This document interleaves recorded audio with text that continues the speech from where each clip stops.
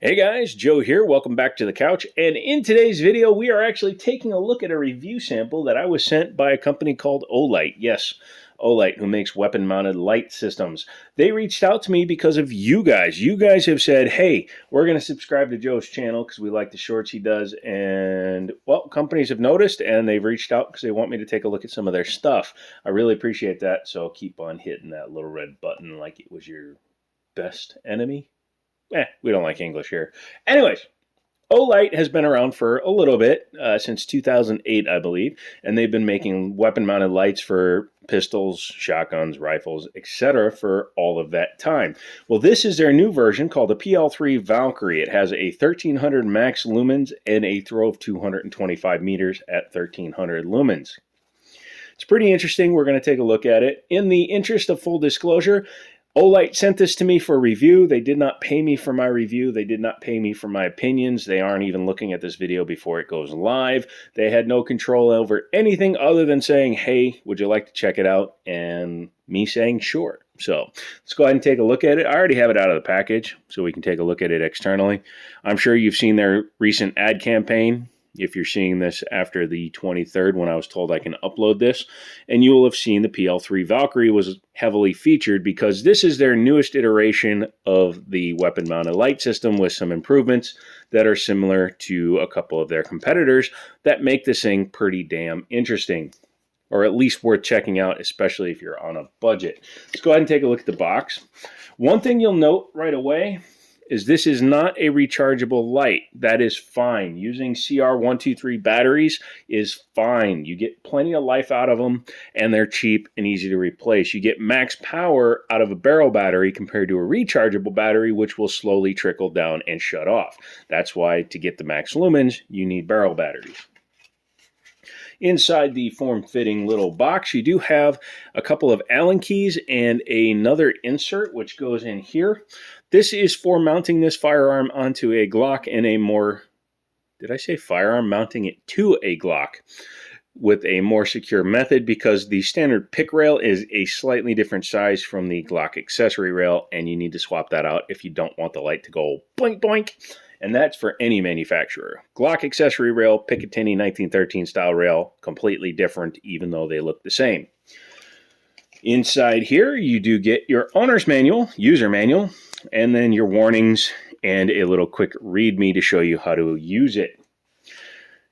You really should read the manuals on stuff, especially stuff like this, which don't have super long manuals, because if you don't, then you're going to get bad information from other reviewers who say things like the light doesn't last very long, or the light does this, or the light does that.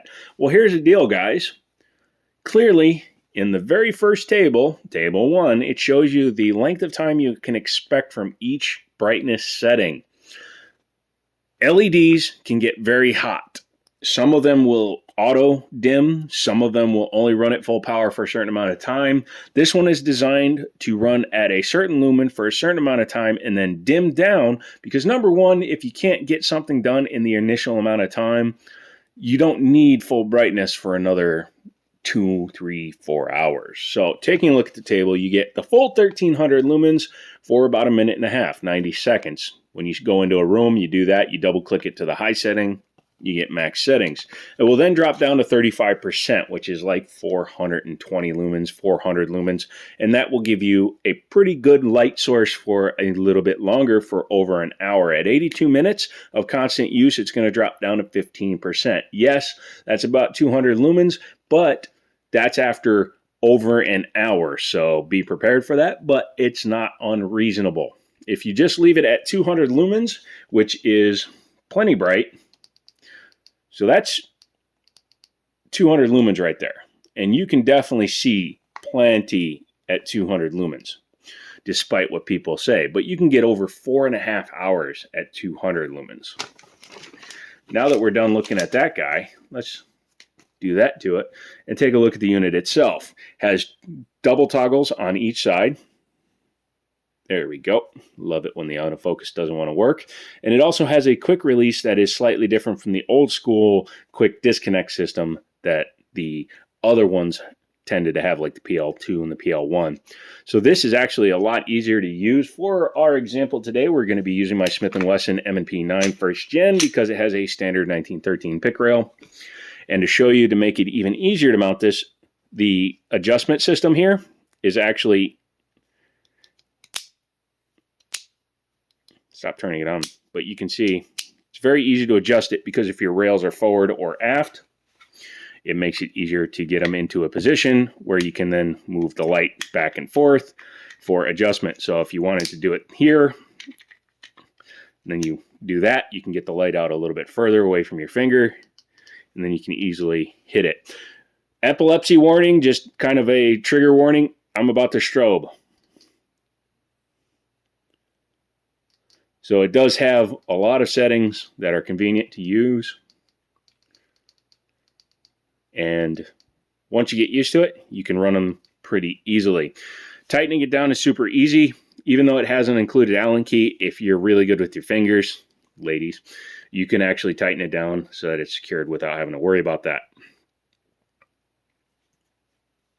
So as you can see, it's not coming off.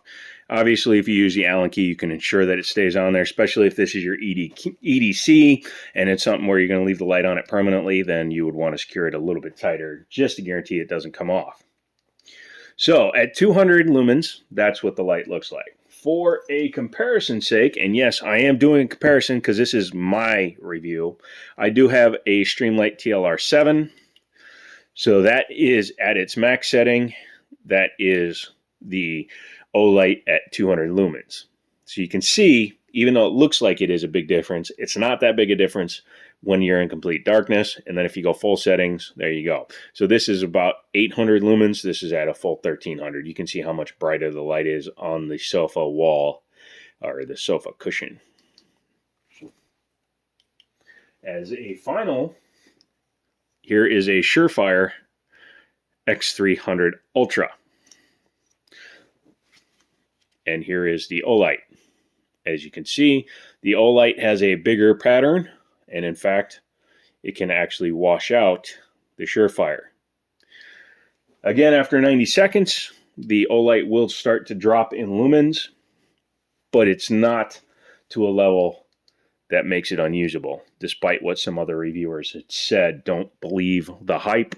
Believe your own eyes. Now, why would you go with an Olight over something like a TLR7? By the way, it's 22 rounds in that guy, but that's another video.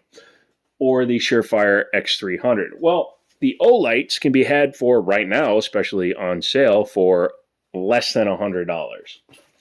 TLR7 starts at $150. Surefire, $300, $260 to $300, depending on which version you get. So if you're looking for a budget-orientated light that actually works and performs well as advertised, then I would highly suggest you check out the Olights. Again, description, check it out. There'll be a link to it. I'm not getting paid anything on this. I offered to do the review. That's all I was willing to do. So check them out. If you use that link, great. I hope you actually pick up a few lights. Don't let the comment sections be like, oh, Olights are this, Olights are that. You know what? Put one on your gun, see how it works, and what you think of it before you guys sit there and complain about something. That's it. That's it for me. I'm out of here. This was my review. This is my opinion. This is the way I do it. I look at stuff as if I'm the guy buying it. I don't care about other reviewers. I care about you, the viewers, not the reviewers. So let me know what you think.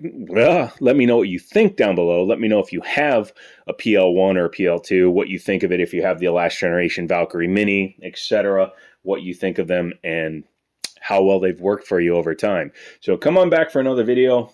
I really appreciate it. And as always, I'll talk to you later.